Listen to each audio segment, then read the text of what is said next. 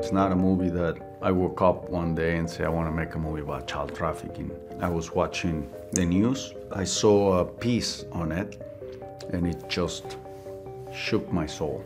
I knew I had to write a screenplay. So I started writing fiction for 3 months, complete fiction story. And it was not until 3 months later that I met Tim Ballard, because he was an expert. He was working as a federal agent on crimes against children. So I wanted to get more information. But when I met him, I learned about his story, and I was like, fiction or Tim Ballard's story? So I chose to go tell the story of Tim Ballard.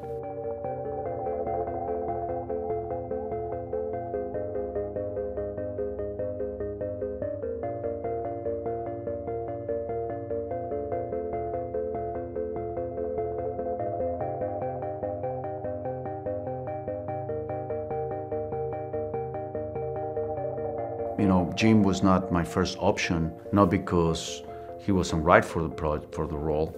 I was looking for somebody that looked, it's a biopic, so I was looking for somebody who was shorter, with blonde hair, you know, that looked more like Tim Ballard. And, you know, I went through various different actors, and for whatever reason, some were not available, some we could not afford because they were too big of a name, and sometimes some passed, some rejected the project just because it was a very difficult subject matter. And after a couple of months, you know, I was told, what about Jim Caviezel? And I said, well, I would like to meet him, but just his physical appearance doesn't match, you know, my character. But when I met him, right away, I identified how connected he was with this material. And I literally just went and in the most superficial way, I said, can I paint your hair, dye your hair blonde? And he says, yes. So the next day, we literally shave him, dye his hair blonde.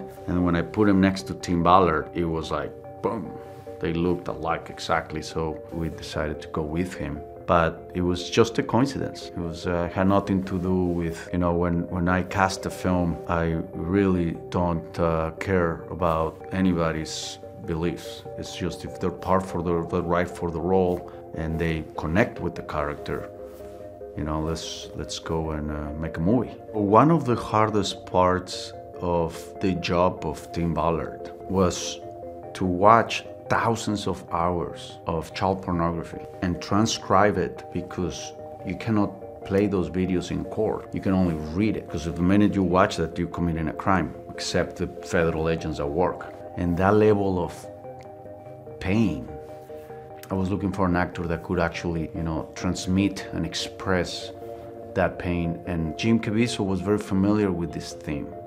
He himself adopted 3 of his children himself. So for him, this film was very, very personal. I mean, the first time I met him to talk about the project, he had a tear in his eye. So I knew that the conviction was gonna translate into the character, his own conviction. And yes, he took this role extremely, extremely serious. It was an honor to work with him.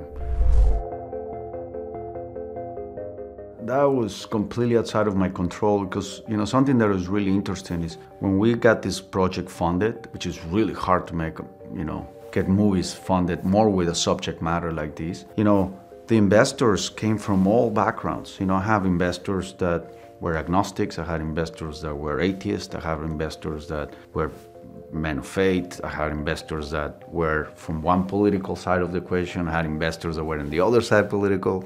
The question, I had investors that were not even from America. So it was like a beautiful group of people that they all care about this subject. I always thought that this film was gonna unite us, which it did. It united the audience. But I never expected to see this division and these attacks. That was a complete surprise. So when the attacks started coming in the beginning, they were pretty ridiculous, because they were associating them with these conspiracy theories that did not exist when I wrote the screenplay. So I was like, or they will say that the movie was funded by these conspiracy groups. And then I'm like, look at the title, you know, the credits tells you who funded the film. And they're big names. You know, if you look at their names, it's like if today you were looking at Vanderbilts or Rockefellers. You know, it's like, these are some of the most wealthiest families in the world. from all kinds of backgrounds politically. So those labels didn't make sense.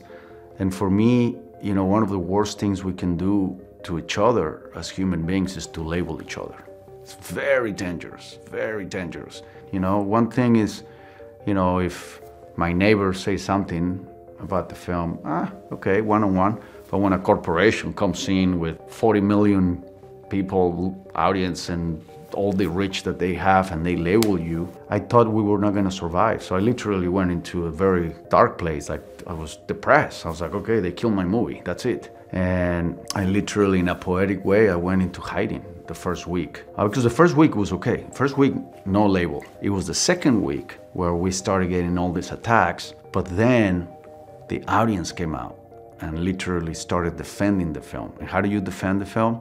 They started creating this powerful word of mouth. And then that's how the box office started going up. So in many ways, looking back, these labels, these attacks, helped the film to hit this level of box office. I mean, we were one of the highest grossing films in 2023, you know, we were a blockbuster, you know. We competed with Mission Impossible, Indiana Jones, Oppenheimer, all those films, and we were up there. So, and then internationally, very interesting, is in all Latin America we were #1, but the labels didn't come with the film. But when I came to Europe, the labels did come with the film, which was really interesting on to how different these two continents was. You know, why in one place it seemed like in some parts of Europe they care too much about American politics. And I'm like, why?